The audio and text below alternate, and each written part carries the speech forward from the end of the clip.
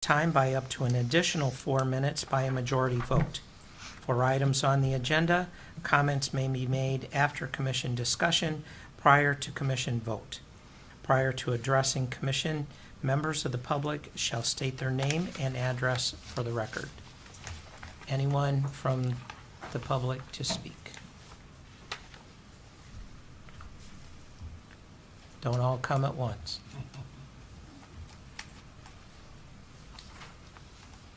Okay, seeing none, we will move on to item 7, public hearing. Consideration for a special land use permit at 111 Battle Alley, Apartment A, Holly, Michigan, parcel ID IH0134301019. I need a motion to open public hearing. I motion to open the public hearing. Motion Second? and second. Roll call, please. DeSessa, Yes. Lacey, Yes. Campbell, Yes. Koskela, Yes. Wallace, Yes. Everly, Yes. Kinnaman. Yes. We are now in public hearing specific to the land use permit. Do we have any comments from the public?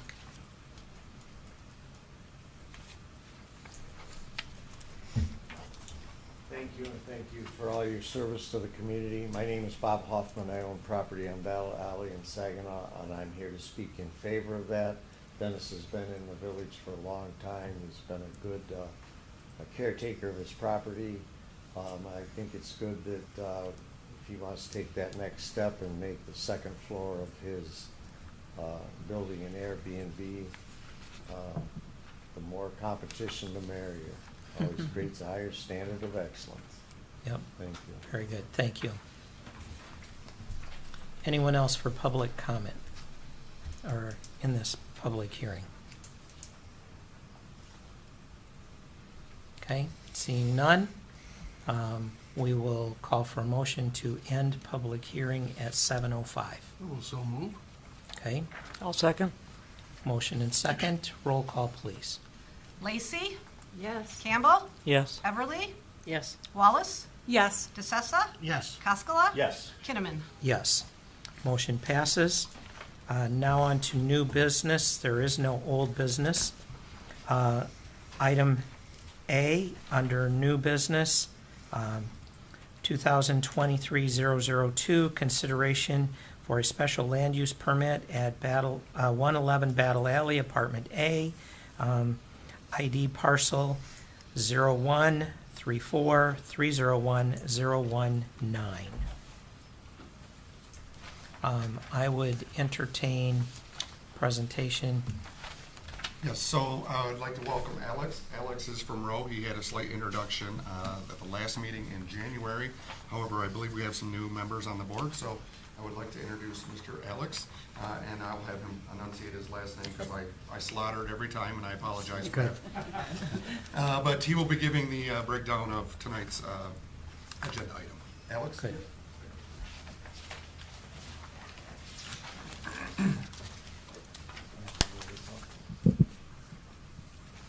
All right. Good evening, everyone.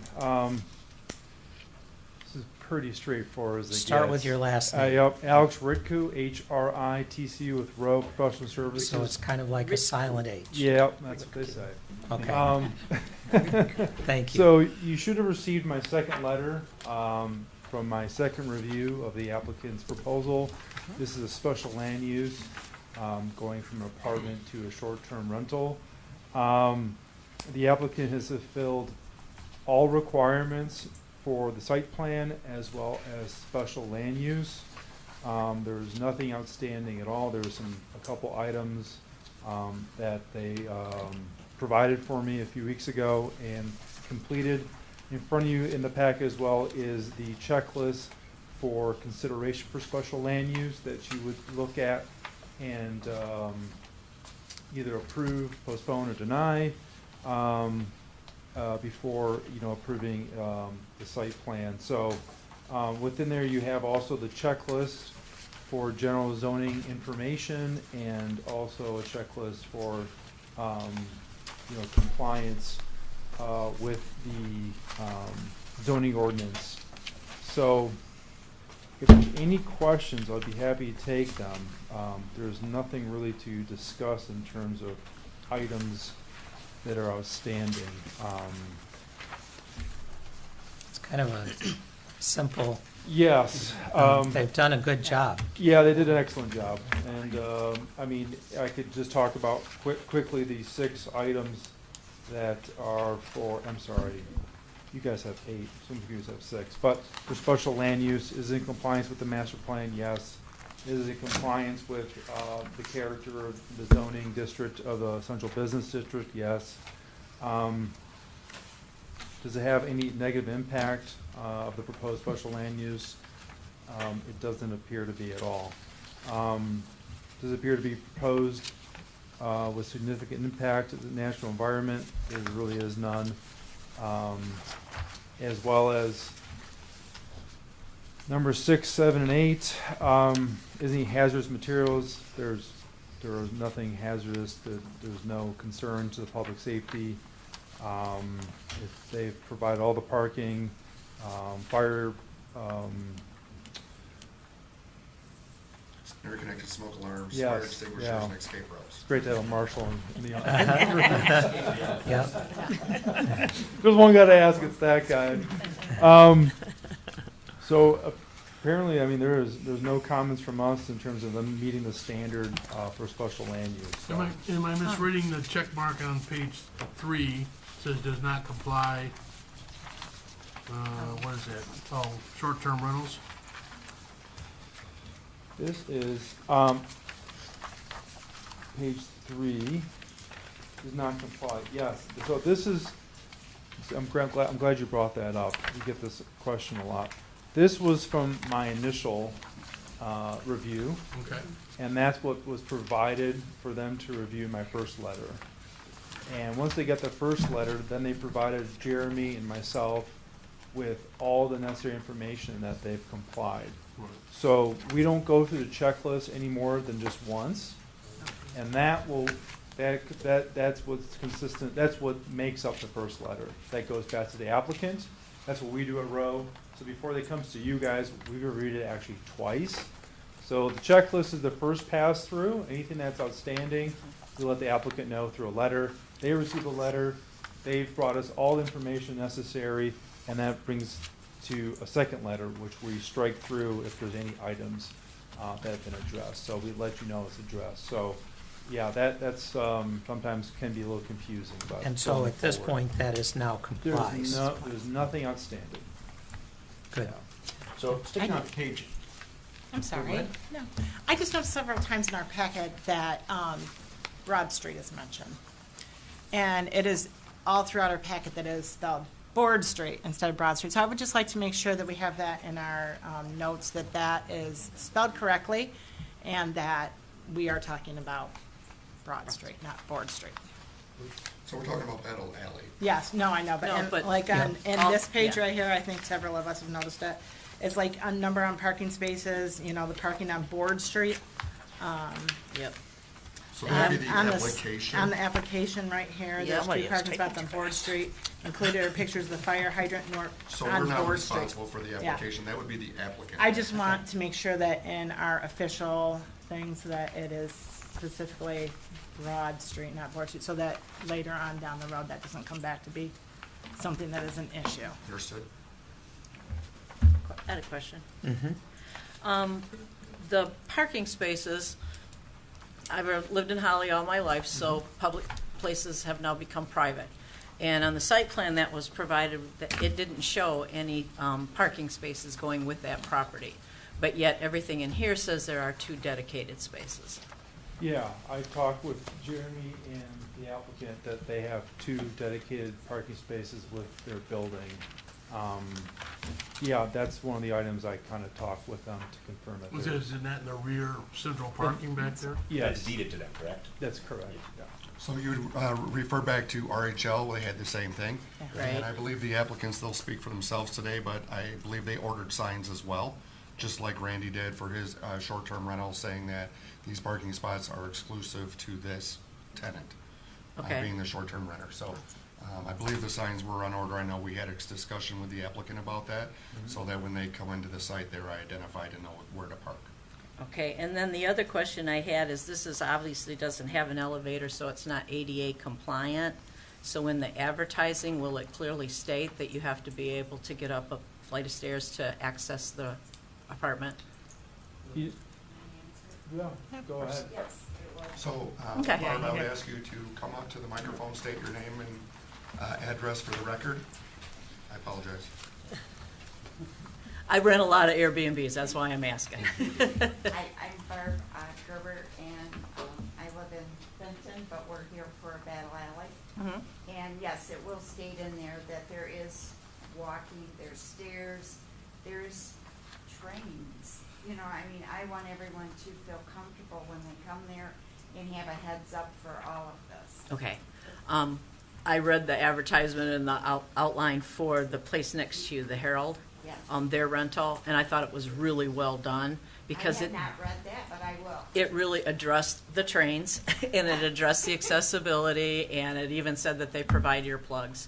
So, Oh, wow. Okay, Yeah. I'll have to check that out. Thank you for letting me know. you're welcome.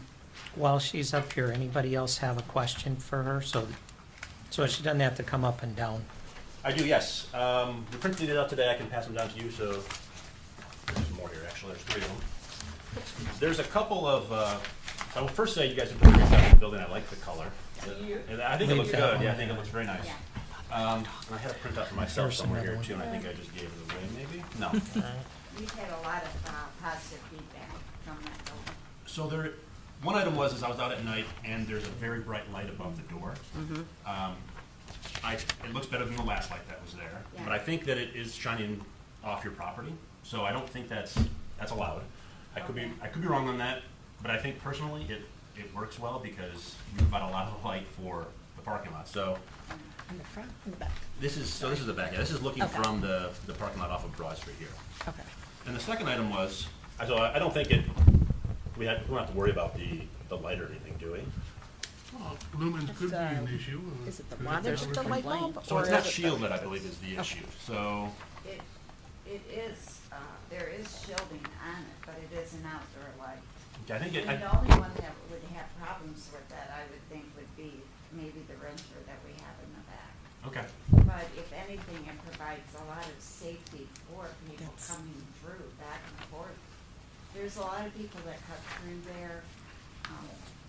I would think that it would help with safety.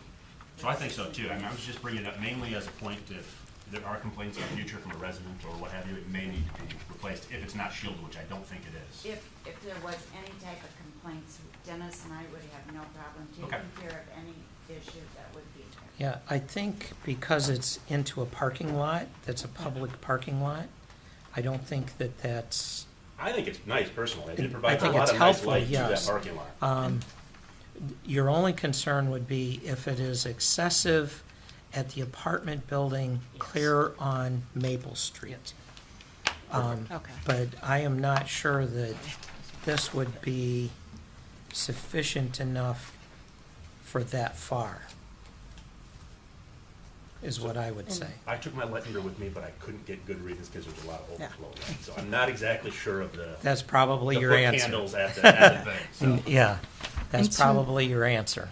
To me, it looks like it provides adequate, like a safety feature for if there was ever an emergency that somebody could get down the stairs and not miss a step or I would think so, too. be able to access that. So. Right.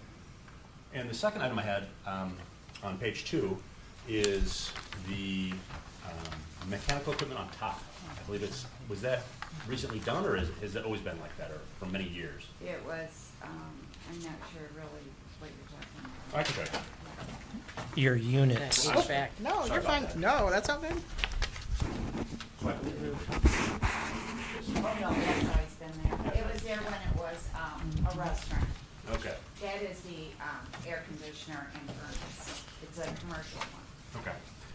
Now, Do you want this back? oh, No. you're fine. I think the design standards do require there to be screening up there.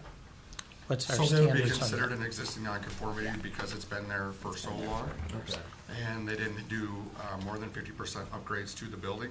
which doesn't require them to bring the entire building into today's standards. Perfect. Okay. Now, if that was a new unit, then that would be required to be screened. Okay. It would be a conforming unit. It's a good question. Yeah, I didn't even know what he was talking about when he Right. said that. I'm like, Yeah. So with like new buildings, that would be one item that we would have to approve to make sure that's actually covered. So if you wanted to cover it and put a screen up there, you would make the downtown look better. Yeah, probably so, yes. Paint it. I will look into that as far as. Jeremy, something that can, would beautify it. Mr. Watson can explain to you kind of what the standards are if you are interested in doing that, but. And one final question for you. How many guests do you think you'll be having at the, like a maximum? I believe some other units have maximum of 6 in the area is, Actually, we're looking at no more than 4. no more than 4, oh, beautiful. Mhm. Well, you're classified with 2 bedrooms, correct? No, we have 1 bedroom and a pull-out, so I'm thinking if there were 2 adults and 2 children is what I'm thinking, Okay. something like that. Okay. Because the drawing looked like there was a 2nd bedroom. There's 2 I bedrooms. think it was, Oh, nope, I'm sorry, it's 1. I thought it was Andy. you might be looking at the other apartment. Oh, this is the other part, oh, Yeah. that's the other apartment. Okay, that helps me a lot. Yep. That was kind of confusing to me, going, what parts? Well, Yeah. I kept going back to that one. Perfect. Yes, okay, All right. okay. Any other questions? So, yeah, so, and those, that occupancy requirement is built into our ordinance, I believe. It's by parking and square footage and people. So I believe it's 2 per car per room, if I'm not mistaken. I Well, don't that's know working the verbatim. other way onto parking, but if you're saying number of occupants in the, it has to be sleeping spaces, you know, I don't believe that's there. I could be wrong. because I think was we looking at that talked today. about, I think it's in the parking requirements Square footage. and square okay, footage, square footage, but I'd have to read it again to be Yeah. verbatim on it. yeah. But I think 4 fits that, With the 2 parking spots, she qualifies for the ordinance. yeah. Okay, I will say, great job in the, addressing all the points. That's been kind of a pet peeve of mine, is coming here and getting all sorts of new information. So having everything here was much appreciated. Great, thank you. Thank you very much. Thank you for your yep, time. thank you. Do you have anything else? I don't. Okay, any other questions for Alex? If not, I'm then ready to make a motion. you're ready to make a I motion? think so. Great. I'll let you do that. I would like to make a Oh, motion. wait a minute. Oh, Is there any more comments from the public? Sorry. Right. Okay. I forgot we do have public comment. Oh, yeah, we gotta close with stuff and this. stuff. Yeah, I forget. I always get off of the administration stuff. No public comment? Okay, now you may do that. Thank you. Okay. Also, I gotta remember what I'm motioning in on here. I Um, would like to make the motion Yep, to approve the requested special land use permit known as parcel ID IH-01-034-301-019 located at 111 Battle Alley based on the following findings of fact. The proposed use would appear to maintain the character of the neighborhood and complies with the land use plan. There are no proposed changes to the existing structure. The proposed use will not significantly alter the existing or intended character of the area. It does not appear the proposed use would significantly impact the natural environment. The proposed use will be adequately served by public facilities and services. The proposed use does not appear to present a vehicular or pedestrian hazard. The proposed use does not appear to discourage the appropriate development of adjacent land, and the proposed use will protect the public health, safety, and welfare.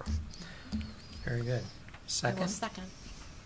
motion and a second. Roll call, please. Koskela, Yes. Campbell, Yes. Lacey, yes. Wallace, Yes. Everly, Yes. DeSessa, Yes. Kinnaman. Yes. Motion carries. Congratulations, you're ready to go. Let's move on to item B, discussion of meeting schedule. Mr. Watson. Yes, thank you, Mr. Kinnaman. So, we've had a suggestion brought to us by another committee that they move their start time from 7 p.m. to 6 p.m. And that commission is now performing those duties. They're starting their meetings at 6 p.m. So administration thought it was fair and equal to offer all commissions that option. So today we are bringing up the discussion, and if you guys want to vote on it, you're more than welcome. Or you can just have discussion about it today, and at our next meeting, you would either approve or deny that time change request. This is really no added benefit to the administration. This is something that was brought to us by a commissioner that stated that they were having some troubles with getting their kid to bed at a decent hour, so they wanted to come in at 6 versus 7. Excuse me, and the board agreed. So, transparency and equality, we wanted to make sure that this board had that opportunity to discuss it, and if so moved, they could move the meeting until 6 p.m. If you have any questions, concerns, comments regarding that, I'd be happy to answer. Any comments? I have a comment about it. I think that with not all of, but a lot of our other boards and commissioners, if they're going to a 6 o'clock meeting, I think it really confuses the public. Oh, this meeting's at 6, this meeting's at 7, this meeting I have to remember what time it starts because they just changed it. Which meeting was it? So I think that we need to kind of make everything pretty much at the same time so that the public knows when our meetings are and they're not going, is that the one that changed to 6 or is that the one that changed to 7 or, you know, to me it Consistency. doesn't, the Yeah. consistency for their public, for our village That's for residents. you guys to decide. Is very It's not important, on I the believe. administration. Now, taking on with that, has the council changed to 6 p.m.? I don't know. It has That I not been asked Mr. brought to council yet. No. Is that something we're looking at bringing to council though? I believe so. Okay. I don't make the council agenda, yeah. so I think it is being tossed around to offer it to Okay. every board and commission. So personally, for me, 6 p.m. would be too early. Yeah, I think if the council went to it and everything else is then at 6 p.m., I think that makes sense. 6 p.m. is daddy, we all have dinner together as a family. So, I mean, Right. Okay. it would only be one time a month. I know I could skip that one time a month, and it's not going to hopefully ruin my daughter. But if I could, if it was at 7, that would work for me personally. Okay? I don't think we should consider changing the times lightly. I do understand that people have issues, but there's not gonna be a perfect time that's gonna satisfy everybody Sure. in this day and age. So, but I would agree that basically, let's take our cue from the council. If they decide to change it to 6, then maybe for consistency's sake, we take a look at it then. My feeling is today that we take no action and we just consider it. Can I ask who has changed their meetings to 6 o'clock? I know the historical district and there was someone else who did too. I think Parks did as well. Parks, okay. Yeah. I agree with what everybody's been saying. I really, time doesn't matter to me, but I think to the I public could get and my kid to makes bed a on a sense. decent hour if I Yeah. tried. Yeah. Doesn't matter when I get home. She outlasts me every night. Oh, Any it thoughts? doesn't matter to me. It really doesn't matter either way to me either. But when I was thinking about this on the way here, I was thinking, our chair isn't here. And so I would suggest that we watch and see what happens with council and also allow it to be looked at when the actual chair of this commission is present. He's the one who's got to make that time commitment to lead this normally, and so I would think that we should be sensitive to that. That's fair.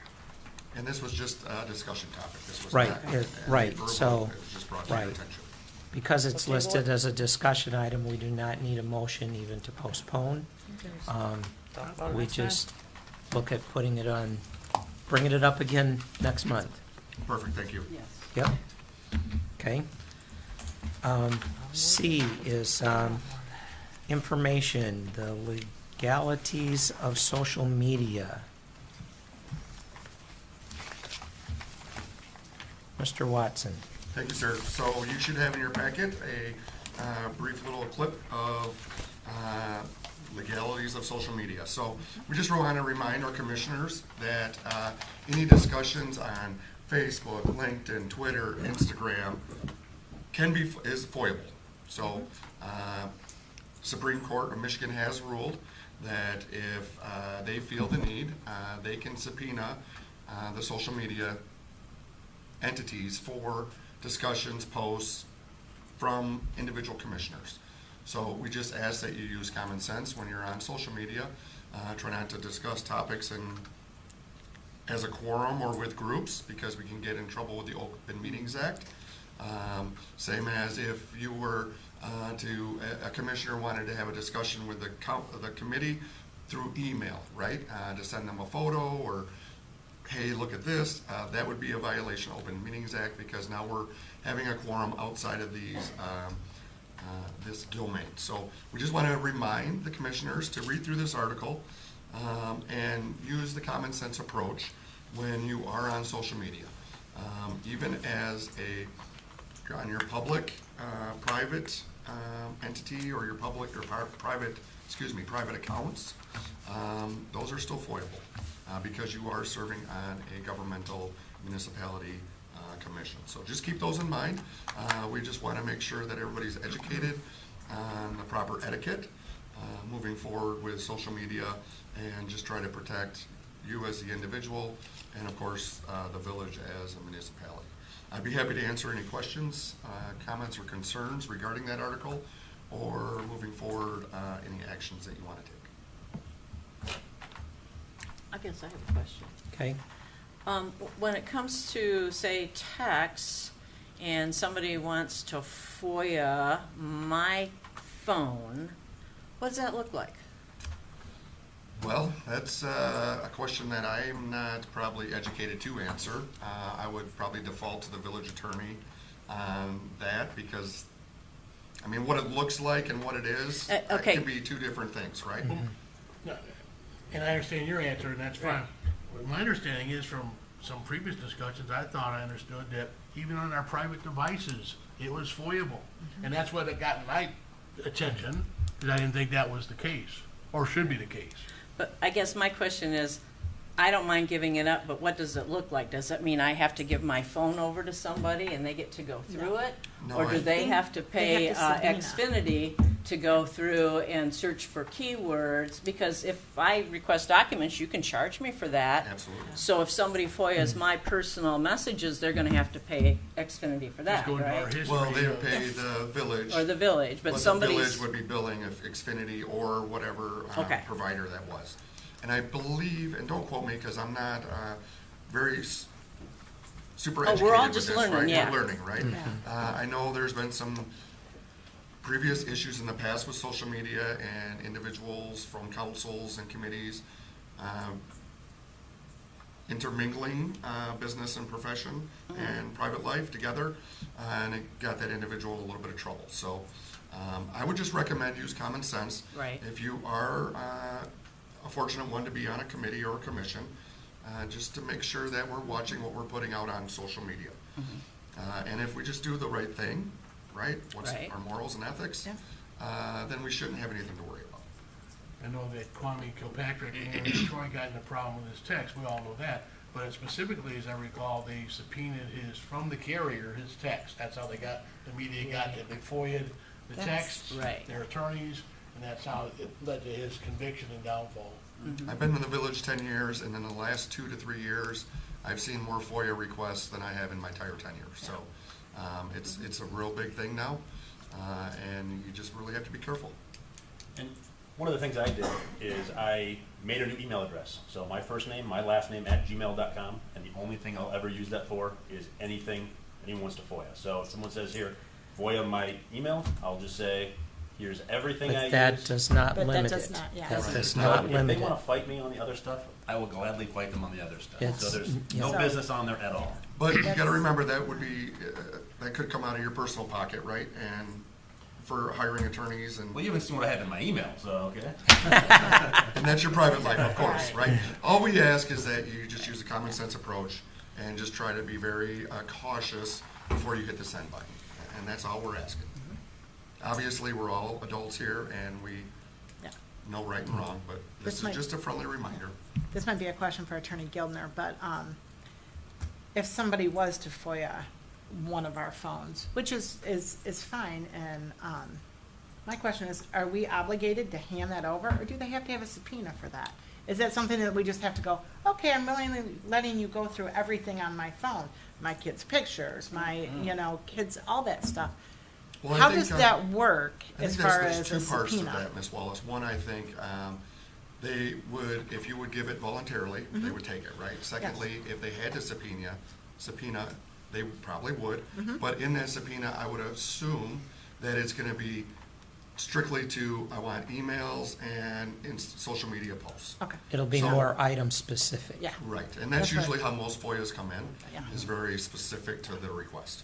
So I think, and everything would be a case by case. I don't think Mm-hmm. that you could put a generic umbrella about everything and just say it Yeah. encompasses that. I just don't think want to it would have be- to walk in and go, okay, here's my phone, you can go through everything, every single thing in it. Yeah, my medical Because records. there's, my Yeah. medical records, my social security number, maybe I think it driver's would license. be stuff. itemized, and I Okay. think that Back I would mine up to the always cloud and erase consult, it. I would tell you to always consult with an attorney to protect yourselves. Absolutely. Thank you. Thank you for your time. Anyone Well, else? Baby Anyone Yoda. move on? He's fine. Any further questions, comments? Okay, we'll move on to We can do it. CIP training. That would be Mr. Alex?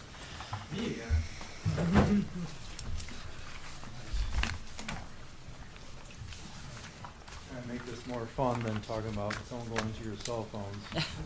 Absolutely.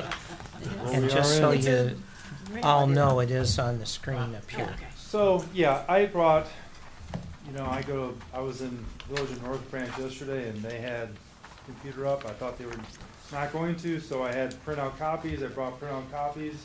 If you guys want to go just down the printout copies that I provided you, we can do that, or if you want to Helps us have some note sheets maybe, but this is nice to, Okay, very Yeah, too. good. Just say it next slide. All right, it's pretty simple. All right, so, There's the bill. yeah. He's anticipating when he needs another slide. So I also brought a copy with me of one of our other clients, and it's, obviously open information. It's the Village of North Branch. They do their their RRC community as well. They do their capital improvements every year. They update it. I work with them on that. There's a pretty straightforward, effective, simple model that they use. And if anything makes sense, I could share this with you guys and talk about it. In terms of kind of training here and how we've seen capital improvements plans in different communities. So, next slide, please. It's gonna get old real quick. Give them a hand signal. Yep. What is a CIP and why do we need to do it? So, CIP's capital improvement plans identify proposed capital expenditures over a 6-year period. So communities kind of forecast out what they're going to spend, where they're going to get the funds from, and how they're going to allocate that. Format, structure, content, process. It's really up to you guys. We've seen them in different forms, different structures. Ultimately, they kind of work in the same fashion. Those are just some real quick little snippets of what we have with the Village of North Branch. So, why do we do capital improvement plans? Well, part of the State Planning Enabling Act, your master plan talks about how you want your community to physically look, feel, and work, really. So with that, in the Enabling Act, you're also allowed to propose a plan in order to maintain or improve the capital projects in the master plan, and that is generally headed by your body, the planning commission. So you guys work on that, and typically you would move that up to the village council for approval, the legislative body that's been elected. You guys have been appointed. So in the plan, you're going to identify your capital expenditures, the funding, and over a 6-year plan ensures the capital items in the municipal budgets have a rational basis. You're not going to select just, you know, a candy cotton machine, you know. Maybe you can, but, you know, if you don't want to for the staff, you could pick it out. Ensures the capital items in the municipal budget also support, you know, you also have finding ways to support the funding and assist the long-term plans and expenditures and fees in determining how that's all going to work for you. So a big part of it is determining your sources of funding too. That's what we're going to talk about in a little bit. So there's lots of flexibility, of course, in the enabling legislation. They're not telling you exactly how to do it. They kind of let you determine the plan that's best for you. But after all, it has to, by law, be approved by your commission in order to be moved or approved in any fashion. So it starts with you guys, it gets approved by you, and then it moves forward. And obviously, we all know that you guys will move it to the village council. Most communities require, obviously, the legislative body to approve it. It also relies on staff that you have here, as well as in other departments and your consultants, and that's how, you know, we do a lot of this kind of work with our client communities. Public engagement isn't common. It's not like the master plan where, you know, you really want.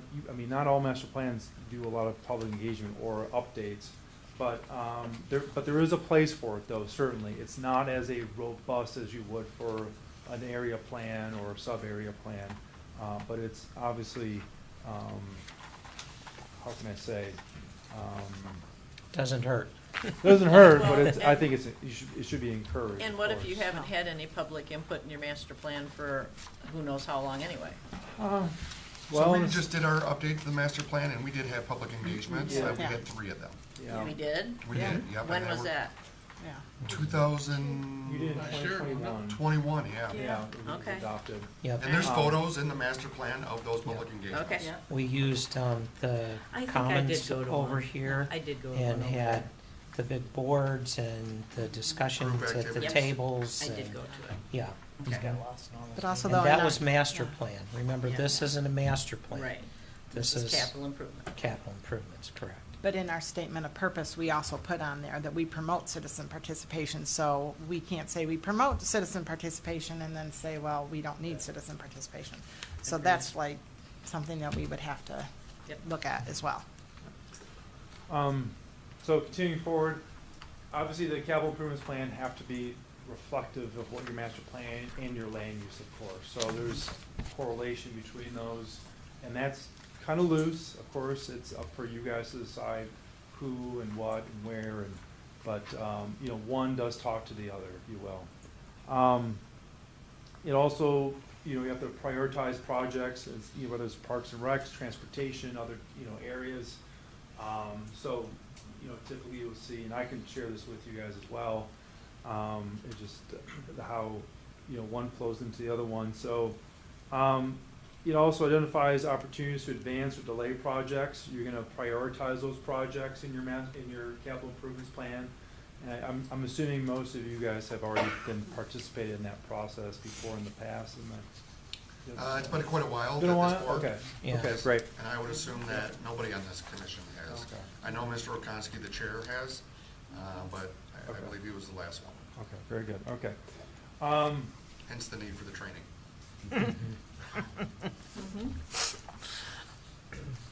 Right, so we're, let's just move on to the next slide, yep. Most communities require the CIP plan to be adopted by the legislative body. We talked about that. It's part of the overall budget process. They consider the document along with recommendations from the planning commission to the staff.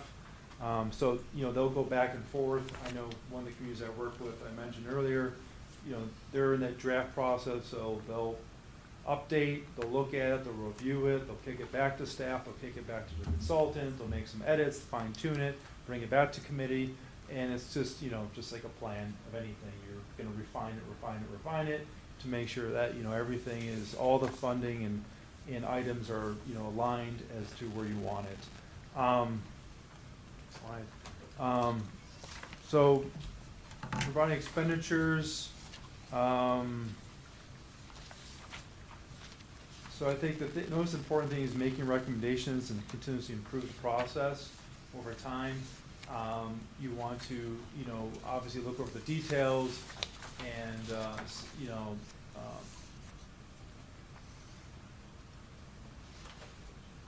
so along with, you know, elected officials making strong decisions, like I said, it's gonna take a little bit. I think the overall message I wanna say is there's always going to be some dialogue back and forth. It's not just a one meeting type thing. These do take sometimes 4, 5, 6 meetings to take, to refine it to, you know, before it comes back to you guys by the staff reviews over and over again. So, so the capital improvement process, next slide, sorry.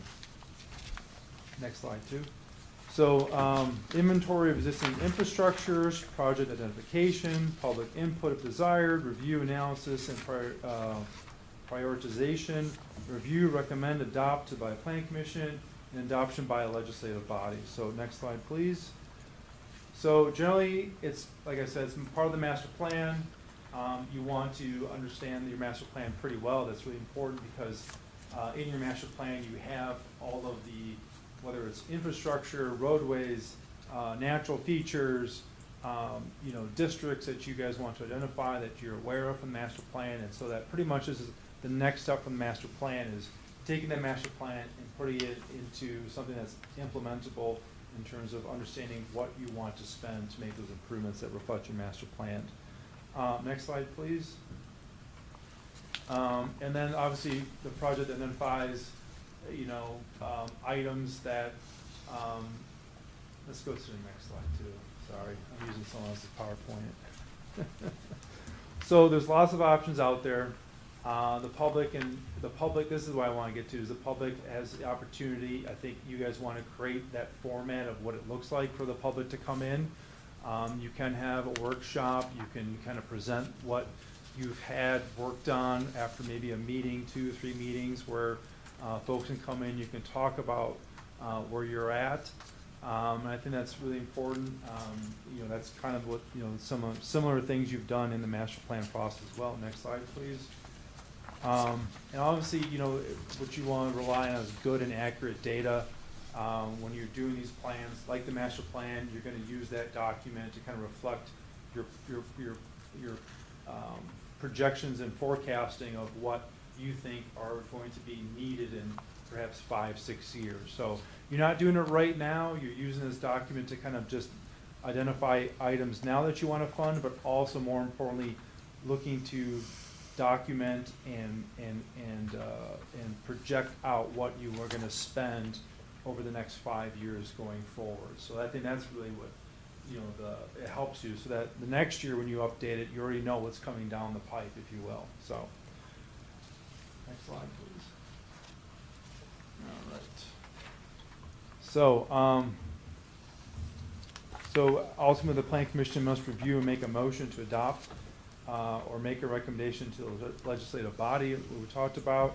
Participation in the project prioritization is definitely part of the process. You know, provides an opportunity to review and ask questions before taking really any major actions. You know, and sometimes, next slide, please. You know, some of these things aren't necessarily required by State Enabling Act, but I think we highly encourage that as a best practice. And so it kind of makes the process, you know, more of a kind of natural, rational, you know, feel for everyone to understand what you're trying to accomplish, you know, by communicating back and forth. No, so next slide, please. So pretty much, I think this is really important, is the first year is always the hardest.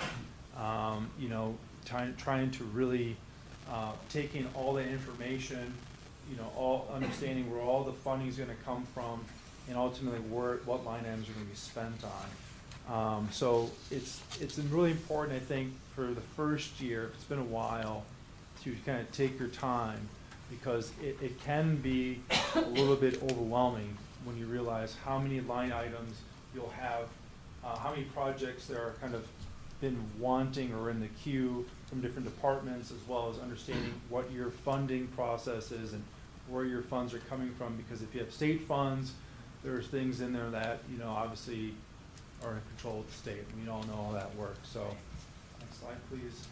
So implementation, really, you know, it's this capital improvements plan is really a tool that you guys can obviously work to see projects come to fruition. You know, obviously year after year, you want to start noting changes that you want to see. And so it's kind of, once you've created a document, you want to kind of maintain that document, not put it aside and let it sit there and then come back a year later. I think it's probably something you would want to review maybe every month, maybe every other month, or maybe quarterly, in terms of things that have been changing from all the different departments of what they see or possibly items. You know, a truck broke down, or you've got a sewer main break, or whatever it may be. You know, those things kind of come up because, after all, we're talking about, you know, physical things that need to be maintained, replaced, and fixed. All right. And obviously this, next slide please. And this is also should take part in the Planning Commission's annual report. As you're working on it, it's I hate to say it's just more homework. You know, it's part of the process. It's part of, you know, being stewards of your community. Next slide please. Oh, wrong way, yeah. You can go one more. We're gonna speed it up. I think everyone gets it. Return on your investment. Yep, there we go. So it can be lengthy, it can be time consuming, just like my presentation. And expensive, but you know, it does deliver results. I think the communities that we see that who work on this year after year, they know what line items are, and they have it really refined down because they've been at it for a while. So just kind of like, I say, simply put, it's like kind of like having a family budget. You know, after a while, you really know what's going on and where the money's going and what you want to spend it on. So next slide. And I think the thing is this shouldn't be a make-a-wish list. This should be really practical, tangible things that need to happen. You could probably, you know, project out maybe some make-a-wish list items down the road, but that shouldn't be taken on right away. It needs to be, you know, real and something that's kind of doable. I think, you know, taking down the easiest items at first and building momentum, and taking, you know, spending small amounts on projects you know you can do and can get done, and kind of build that momentum, I think, are really important. Just kind of like any budget, really. Next slide, please. And so last is kind of best practices.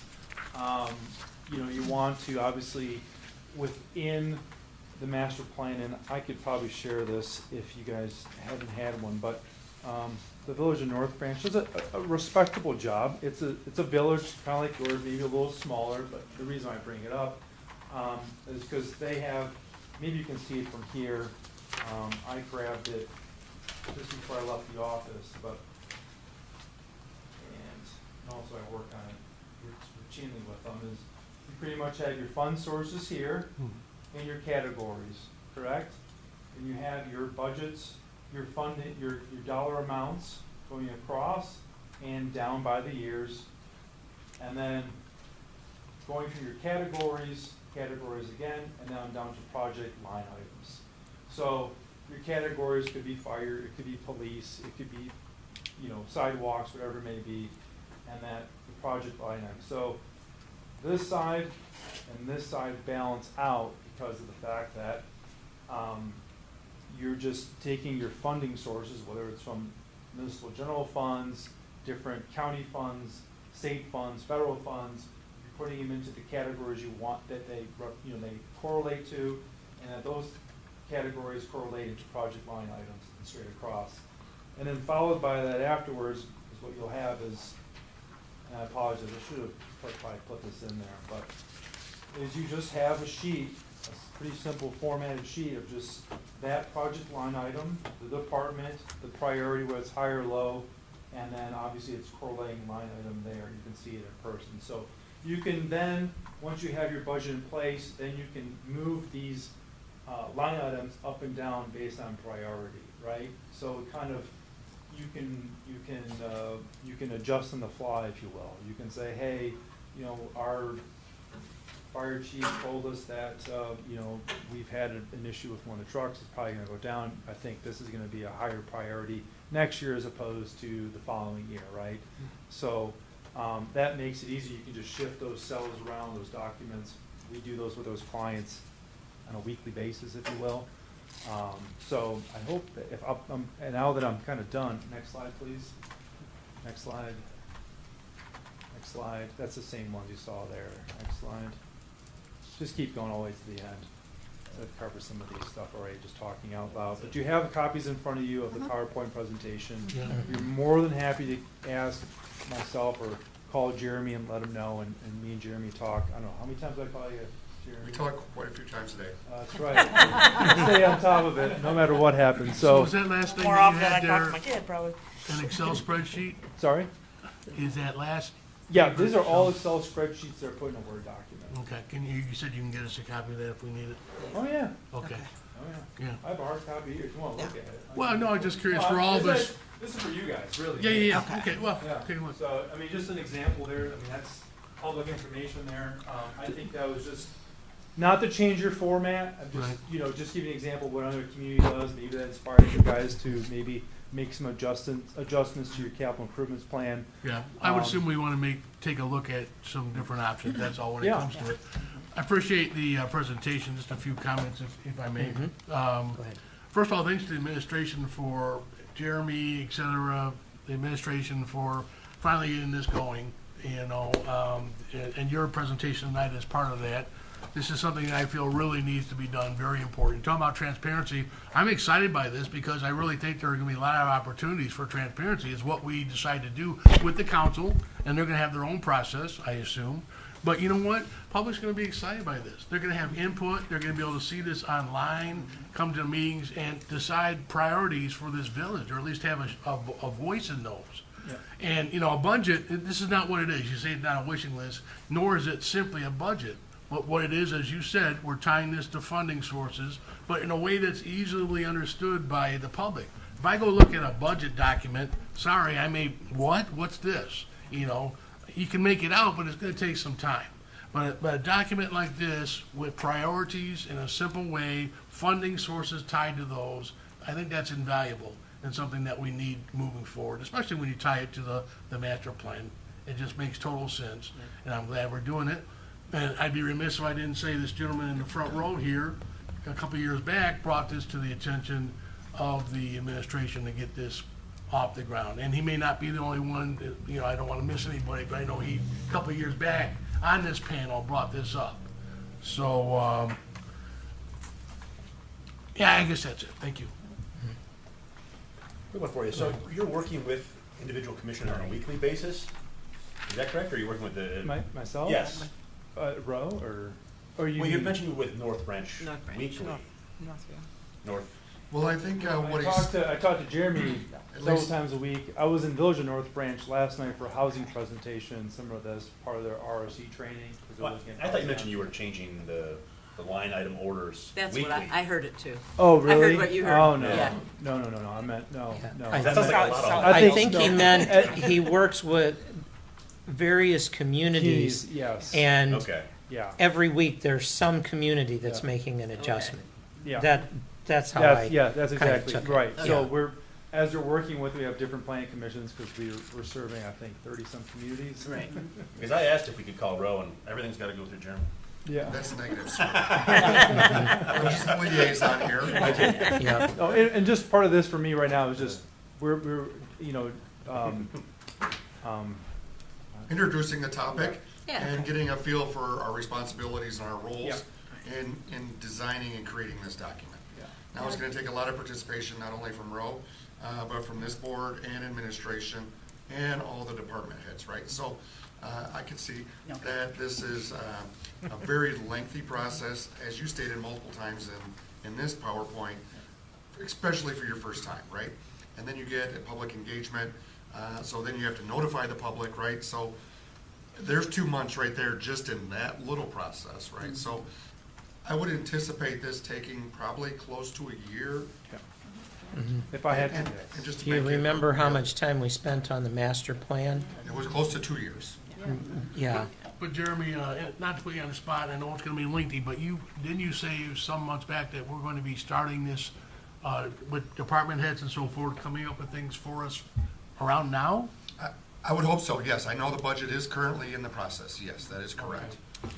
and those so are if we're open- gonna spend several months on this, we're probably going to miss this budget process. I think what we could use is the tools that those department heads provide to the budget for this year as a starting point for next year, right? Because we would look at the inflation rates, we, at the fire department, always add between 6 to 10% just for inflation alone. So, that's just your common, My suggestion was gonna be that to get us up to speed, we could either attend or watch when you do the budget hearings.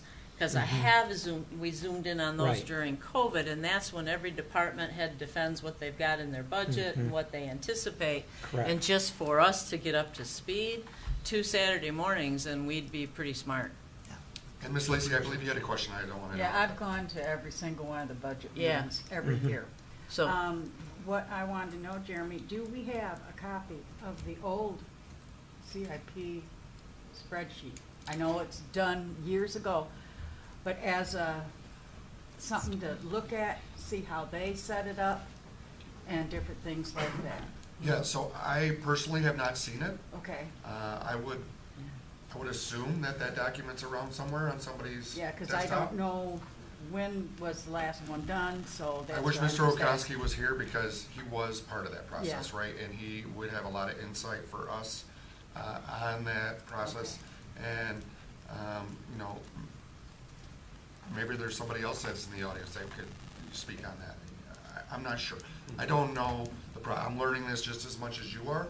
I do know that I did have a meeting with RRC today, Zoom with Alex and Roe, and our representative for RRC, and it is a requirement. And if we want to be a certified RRC local government, which strives on transparency and business opportunities for developers to come to our community and spend their money, the RRC, those developers, those high-end developers look strictly at what municipalities have that and coming into their community because of the transparency. So the capital improvement plan is a very crucial part to that RRC. I know Mr. DeSessa has been here quite a while, and Ms. Lacy. You have heard me talk about the RRC over the years. So we're still working on it. It's a process, but every little step is a hurdle, and we just try to get over that one and go to the next one. So If I may, one more recommendation, that maybe not next month, but at some point soon, especially as we start getting some early information, I would recommend that we put a long-running, normal budget agenda item for this process. Even though we might come to it and say, there's nothing to talk about this month, but at least it's on there in case we need updates or so forth. very great recommendation, and I know Carol's over here taking phenomenal notes. So I'll revisit these notes tomorrow just to make sure that I'm following up with your requests. Thank you. and if I could add, Chair, Go ahead. and some of that, sometimes, I mean, it's really a lot of work, to be honest with you, because I do these.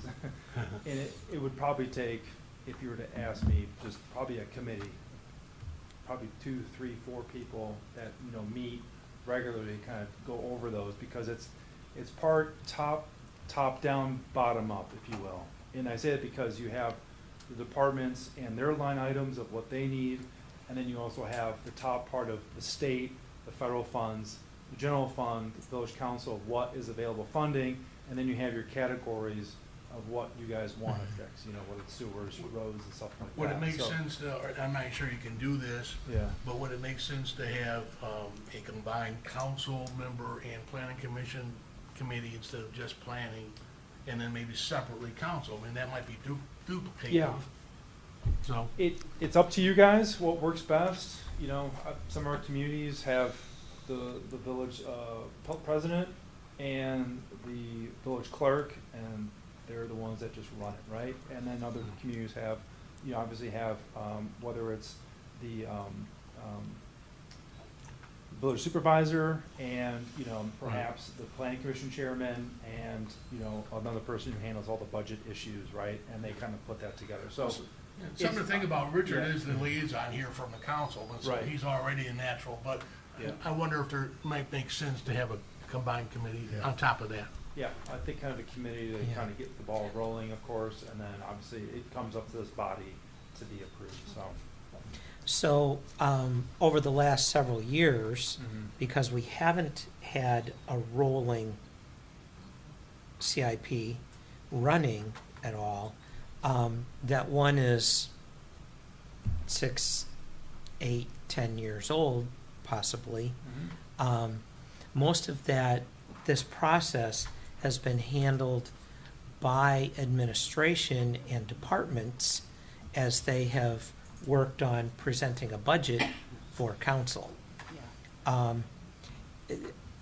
Talk a little bit about that interaction and how, I don't want it to just be like, well, we're ripping this out of your hands, because the administration is who ultimately has to put this into practice and deals with it all on a day-to-day basis.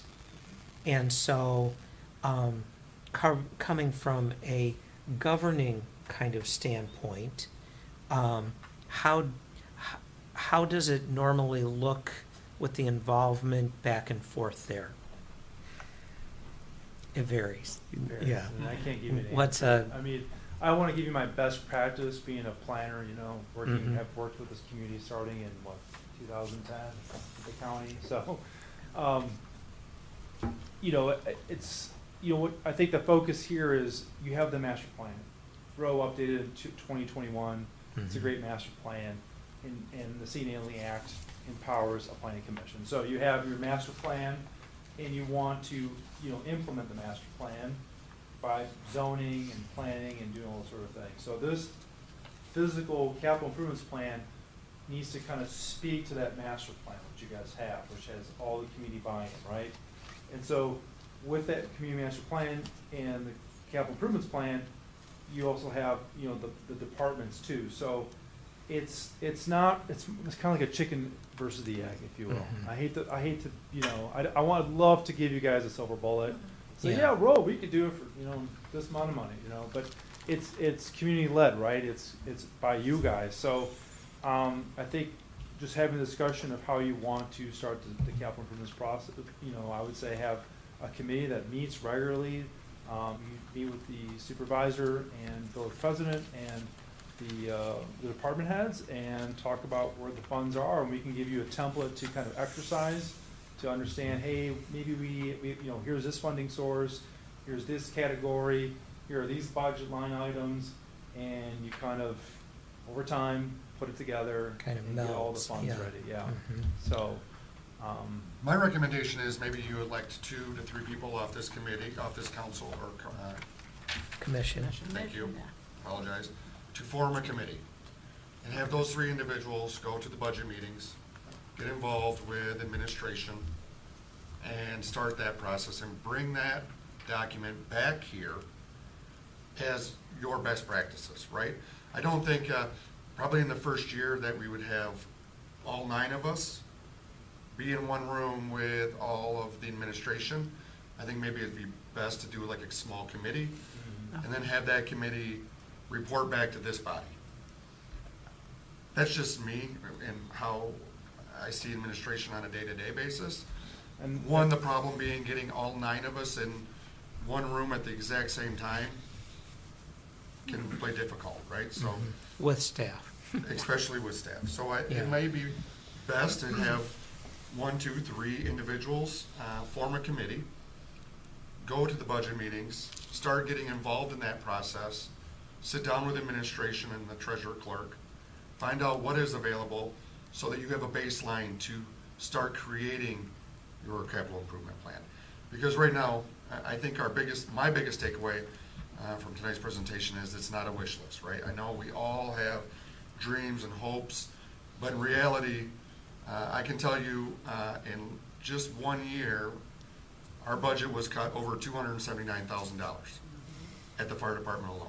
That was one, which is astronomical when you only get about 800,000. So, and we needed a ladder truck that's 1.2 million, right? So that was 6 months ago prices, and it's already jumped to 1.7. So I think having realistic goals is very, very important. I know we all want the sidewalks, we all want the road, we all want the infrastructure, but we have to take it slow and use the money that's available, which is probably going to be surprising. I think that's going to be, just from my little dealings with the budget, it's tough, right? I mean, it's extremely tough, just as being on the fire department side, not alone the wastewater, the water treatment, the DPW, the police, and the fire, all trying to take from. So I would just be cautious. I think that it's important that we do this, very, very important, but just come into it with realistic goals and ideas. I think, But I guess part of my question here isn't just, you were also talking about we're supposed to be looking for funding for some of this stuff too, right? Or not looking for, but. yes and no. Identifying funding, right? Right. Because the state, you know, a Because, lot of money out there. Right okay, now. where I'm going with this is, you only have so many people in administration, right? Mhm. And if you find that you've got 50 hours to apply to a grant, wouldn't you like to know whether you should apply for a grant for a park or a sidewalk or, something else based on the capital improvement plan? Is that simplistically? Yeah, that sounds about right, in the sense that, it's better to take it, easy the first year and put the plan in place. And I think probably the easiest thing right now for everyone to kind of just do their homework is we can share some examples of capital improvement plans, and you guys can read through them and kind of get familiar with them and say, hey, I think I kind of like this approach, or I like that there, or I like this. And then, start developing your own. We can help you guys out, of course, with that. And then from there, you start building out the plan, right? Right. And I So- didn't use the word I wanted to, opportunities. Yes, right. We kind of prioritize our future opportunities Yes. as they come along. Right. And another thing to keep in mind too is some of these grants or this funding requires a match, right? Right, So always. Right. just keep that always. in mind. So that would also have to come out of a line item somewhere. Well, I'm hoping as we work with city officials, treasurer, et cetera, that we're not gonna get into a wish list situation, hopefully, and we're gonna have a dose of reality about it. But my concern is, I think we need, when we get to the transparency and the public part of this, we need to make sure we set expectations so the public doesn't think that they can come in, we want their input, but based on this set of priorities, basically, not, and certainly they can give us their ideas, don't get me wrong, but if we're talking about priorities with funding sources, they need to know that they just can't come in here and say, well, we need to, put a 100-acre park in the middle of the village. We can't afford that. Right. It has to be realistic and hopefully based on our own priorities. That's why we're doing this. I did catch in his presentation that, that a lot of that public input comes at a point where we've already really worked through this, and it's, here are the 6 or 8 things we're looking at for the 23-24 year. If you were to prioritize those as a community, as a public person, how would you do that? What do you find most valuable? And then we can take that under advisement as we then prioritize and look at. So it's one of the components of the order that you kind of put things in. Not the only, but one of. And I'm glad you actually brought that up, because just before I left, we were wrapping up the Eaton County Master Plan, and I was reviewing the survey. One of our graduate assistants was finishing up the survey, and I have to do the final pass. And so it just brought me up is, we do a lot of surveys, of course. It can get out to a lot of people. In that process, in our surveys that we're doing for Eaton County, a couple of the questions, there's 6 questions, but they have to prioritize them, so they can move them up and down in Mhm. terms of what they want. So it's a great opportunity for public input. Right. And we have paper copies, we do those as well, we do paper copies, so that, if someone comes in, doesn't have internet, they can That's write great. down of the 6 things in different categories, what they wanna see the most, and then you get your public input, Does it go out to everybody or just people who are interested? I mean, how do you identify it? So last time we used, when we were doing the master plan, we used Survey Monkey. Yep, and also, sorry, Jerry, I wanna, but we also, if it's, we have a master plan, I'm finishing up one in Port Sanilac. And they'll tie them to their water bill, in the spring or fall, whatever it may be. But then everyone gets it, and they know it's only one person getting one vote, as opposed to a It's a million great of them. idea. So, there's tons of ways to skin the cat, of course, on this, so. And I think that's how we did do it. We put it Yeah. on the water bill. Public survey, I think, for you guys is the most efficient way to do it right now for this, because it's Yeah. really, I think you're not it went really out looking at in, maps or, Right. different options. I different think it trees. went out in our Gov delivery I was just gonna email, say how and, many of those go you out. know, Yeah. And you guys can develop that survey too, so. Yeah. But we're months away from looking at Oh, yes, surveys yes, and yes, yes. public input. We're at And- ground zero We gotta get a going. committee. Right. what And we're does it talking kinda about look at? Right. capital improvements, not everything in the world. Right, yeah, Yeah, because when people ask about doing the sidewalks, Yeah. they do have to realize that the village pays for part, but you have to pay for your part. Mm-hmm. A lot of people don't realize that. So, that has to be, a lot of things have to be out there where it Education. tells you. Sidewalk. Yeah. around the Yes, house is Mhm. perfect. education of it. yeah. Doesn't exist. What's that? So the sidewalk in front of my house is perfect because it doesn't It exist. doesn't exist. We got that one too. It hasn't heaved or nothing, man. It's just straight as it Yep. is, straight as it can be. Any other questions on this? I'm not the expert, guys, I'm just. My only question is, You're the when we most probably expert talk about right now. forming committees and stuff. For us, pardon me? Next meeting or? Yeah, I would wait, and So are actually we make go back? an agenda item, for the next next. meeting, Sounds good. for. Thank you for your presentation. And I would maybe make it general enough that it says, CIP process. And then if we're talking, in that, then we can create a committee, we can do whatever.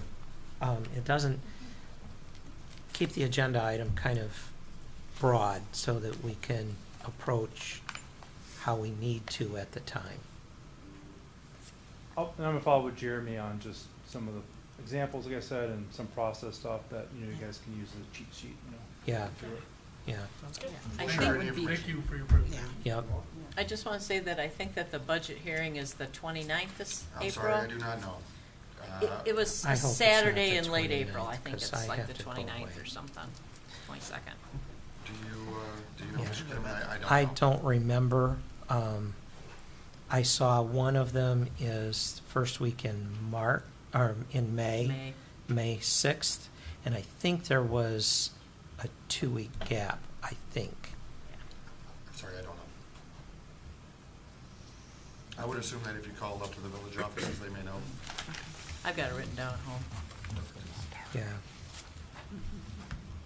I go by calendar, so.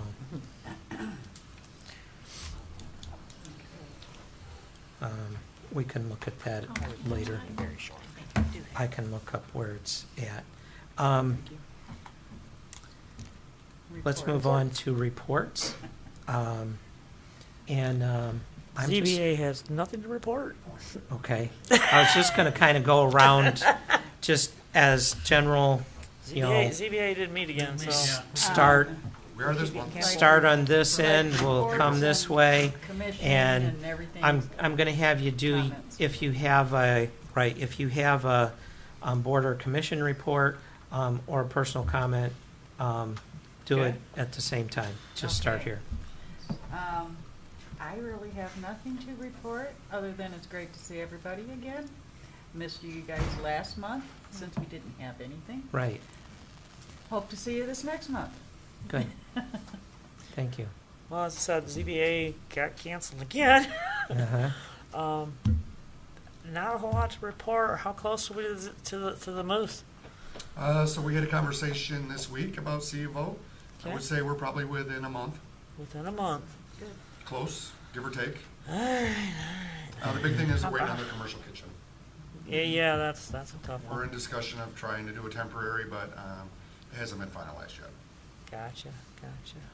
And I heard it's gonna take a couple weeks just to get product back in. Well, yeah, I would imagine. Beer's the easiest one, I imagine. Yeah, I know, but We've had preliminary ribbon cutting I don't have an actual life conversations, other than, so we're getting close. Can I tell you? Yes, So, thank you. good. The budget hearings are on Saturday, April 29th, and Saturday, May 6th at 9 a.m. Very good. And that's all I have to offer. Yep. Thank you. Ms. Wallace? I have nothing. Okay. Thank you. Welcome, Ms. Everly, to Planning Commission. Thank you. Happy to have you here. Last meeting, we did have a citizen stand up and make a comment about Falk Road dump. And I reached out to, his main concern was fencing around the property. So I reached out to the coordinator for Eagle and asked them if there had been any testing done or if there's any hazards on the property of soil that potentially someone could walk onto and get injured that way. And so far, they don't know of any direct contact hazards for the soil, mainly because there hasn't been any testing done. So, no testing for that. And finally, the fence. Bear with me one moment. The reason for the no trespassing would be simply the village manager doesn't want people walking on the grounds due to falls or contact with ground debris. So, from that point, it didn't seem to me like there was a huge need for like a big fence and a huge expense of that nature. And I did go to 2 other dumps in the area, and come to find out we have 67 dumps, abandoned dumps in Oakland County. And one of them down there in Springfield Township, they have a huge fence. It's a super site. And then the other one I went to was off of, I think it's Rose Center, and you couldn't tell it was a dump. DeMode Road. Yeah, I believe DeMode so. Road. Yeah, That's those were been EPA super sites. Yeah. Yeah. Yeah. Not the one over by the Marlowe and Sons, I think is what it was called, Yeah. off of. There's another one over in Springfield too. That's Yeah. they capped it and made it It into a was on- neighborhood. It was Yeah. on Shields Road, yeah. Yeah, But you yeah. couldn't even tell. Yeah. They had some no trespassing signs up, but that was it. That was it. We And I backed up also to wanted it to at say, Shaker I Road. think, listening to the short-term rentals, I was also looking around at other municipalities. And I think, not that our regulations are lacking, but for instance, with the fire we had last year and the fire we had last year in downtown, if, let's say we run into an instance where the host doesn't have proper insurance and their guest burns down their building and every other building, I think if the village doesn't require a certain amount of insurance, that might be something that the village could look at too. Do other communities have that in there? I do believe so, yes. I think, and I don't have a note of which one it is. One of them required $1 million. Yeah. Did we update the policy or something last year on short-term rentals? Didn't we do something with that? I think it's been a couple of years since we've codified it. Okay. I think shortly after we did it, we made one modification. And that was it. Yeah, and that modification was in order to do this type of one, because our initial document said nothing in nothing in the historic district. And so that was the modification, I think, that we made. And Linden, for instance, just this past month, they're trying to, I don't think they have done it yet. They're Correct. trying to limit how many they can do, and we'll see how that goes. Mhm. I will tell you that all of what we've done may still be futile. We have a new season for the state legislatures, and I heard today that it may come up and may be fast-tracked. to. That anybody can rent anything anywhere. Right. And so everything we have and what we went through tonight to ensure that our community is well cared for and maybe totally out the window. So Lovely. it is not, I have followed this for more than a year. And it almost was going to be a midnight vote. And it didn't happen. It is very heavily driven by the larger Airbnb and Vrbo companies are lobbying significantly, not just in Michigan, but in multiple states in order to make it open game. And you have some communities out on the East Coast that the entire community is gone. Yep. It is all rental properties, Airbnbs. You have historic districts that all of a row of homes is no longer occupied by any local residents. They are hundreds and thousands of dollars a weekend, rentals for people coming in to see sites. There's Whole buildings, yes. There's a house on Bush Lake that you can rent and you get a boat with it. And you can't, people tell me over there, it's not in the village, but you can't even drive up Riviera Shores on weekends. Because there's so Right. many people in that house partying. Yep, You don't do yep. anything about it. And we were just in Lake Orion. I was over there today, and Orion Township has put a 0 on. They are completely banned in Orion Township because of that. You know, think about all those lakeside homes that they were starting to see this Yep. incident happen over and over and over again, and so their community said none, 0. Yep. And so, if this legislation goes through, there goes your nice communities in places like Lake Orion or the lakes around Fenton, or, you know, even our small lakes There are 5 lakes. suddenly 5 become, lakes. yeah, suddenly 5 become, you know, and Yeah. we have some no sports equipment Mhm. on some of our On lake lakes, lakes, on yeah. most of our lakes. And you start getting rentals coming in for the weekend, and they turn into quote-unquote frat parties that have their own, they don't care I know. what the rules and regulations are. They just come in and take over. And this is a scary thing that Big deal. we have been. The city of Marquette, it's terrible up there. I think like 1/3 of their rentals now are all Right. short-term rentals, and especially in a college town. Yeah. Yeah. Yeah. I've got some information on Fog Road that I wanted to share if anybody was interested. I just got this today from Mary Blanchard. Members of the Save Fog Road Committee have been informed that MPART Eagle and MDHHS are scheduling a town hall meeting. And they're going to report on the contaminated Fog Road dump in Holly and the results of the activities of the $100,000 that they spent and the Village of Holly's testing. Expected to be reports on the contaminated fish from Rice and Bush Lakes and possible details on the fish advisory. And so basically what she's asking them is to make sure that they let us know. Apparently last year they had a meeting, a town hall meeting, and like nobody hardly knew because it was only posted on a website somewhere. So what she's asking is that we also contact these agencies and say, hey, you know, we're raising our hands and we want to make sure that we know what's going on.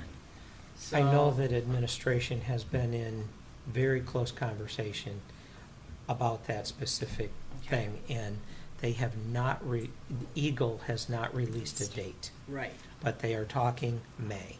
okay.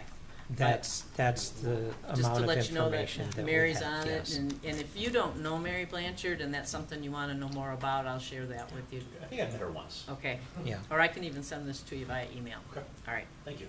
will do. And I do think the fencing that you were talking about was, his concern, the member of the public's concern that did address our commission was because we have so many children that live in the Highland Hills subdivision, and they are coming over onto that property, and they are getting in there.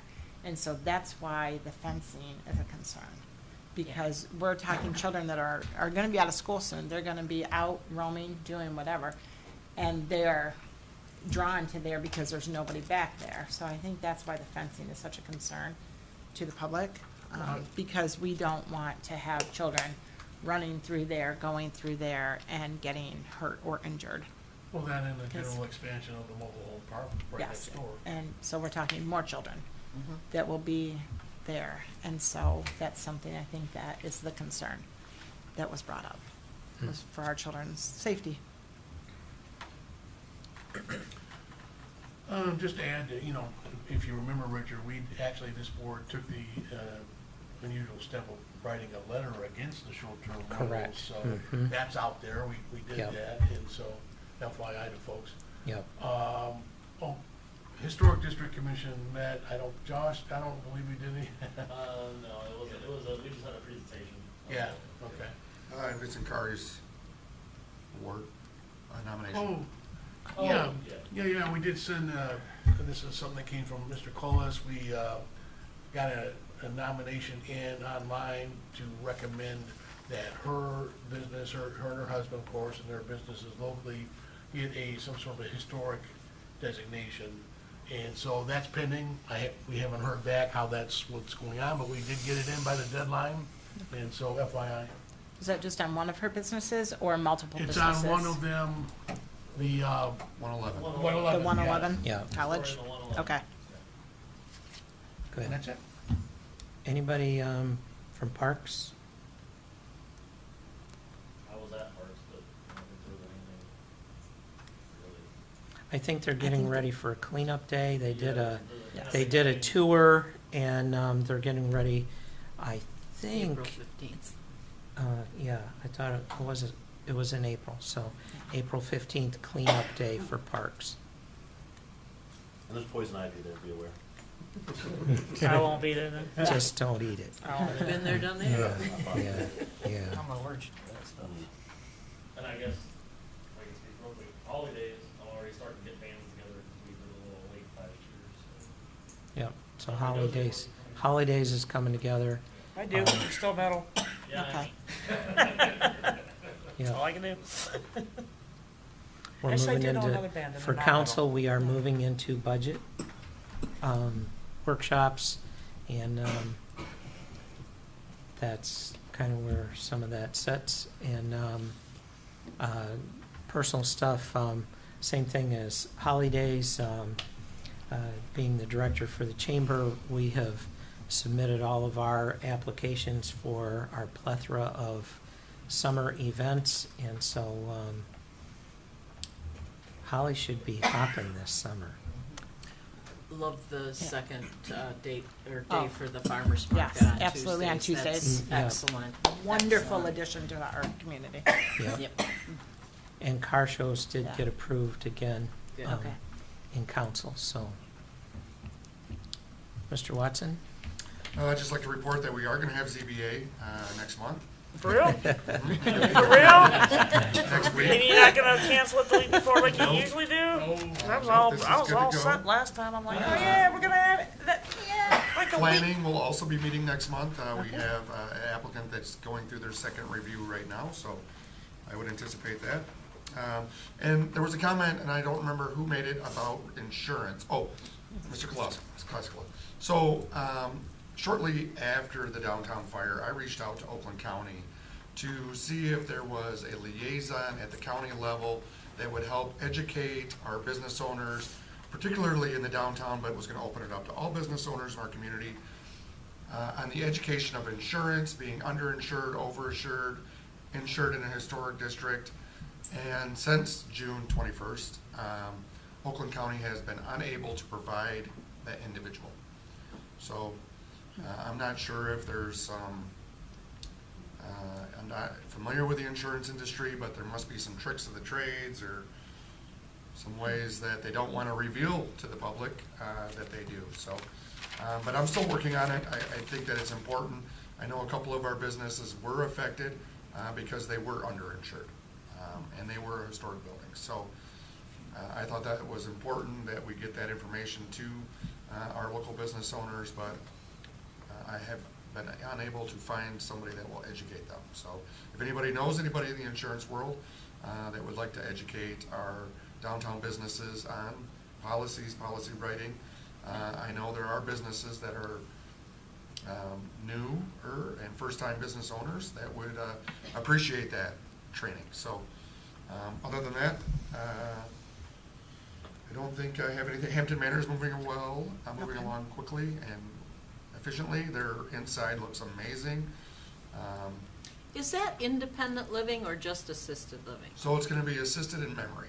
And memory, okay, all right, no independent, 71 total beds. all right. But it's very high end. So it's really nice for our community. Okay. No, so I'm gonna end up back on Quick Road. What about the bookstore down there? The bookstore. One more time, I'm sorry. Bookstore? Bookstore, they did receive a rough inspection, so now it's I won't see them again until C of O. So usually from rough inspection to C of O, depending on, of course, the scope of the project, that's the longest time. Just because they're now getting it from, studs to move in, turnkey, so. Is this the part where we get to ask Jeremy about everything in town? Yeah. I do have a question about the pet store that's going to be opening in Battle Alley. When is that slated to open?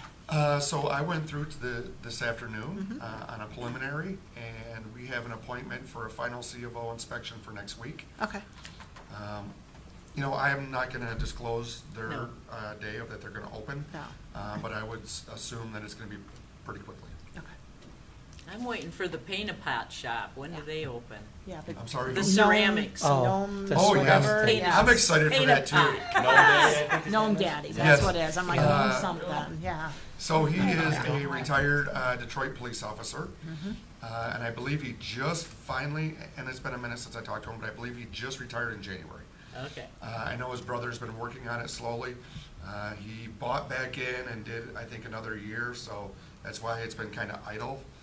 But they're just so short-staffed that they offered him something that he couldn't resist. Stayed another year, but I'm excited for that class as well. So Yeah. I don't know. Okay. Okay. Hopefully soon. Okay. Come on. Any other questions for me? I have nothing else to report. Okay, Fine, Carol? thank you. nothing? Nothing? Okay. Then, last public comment.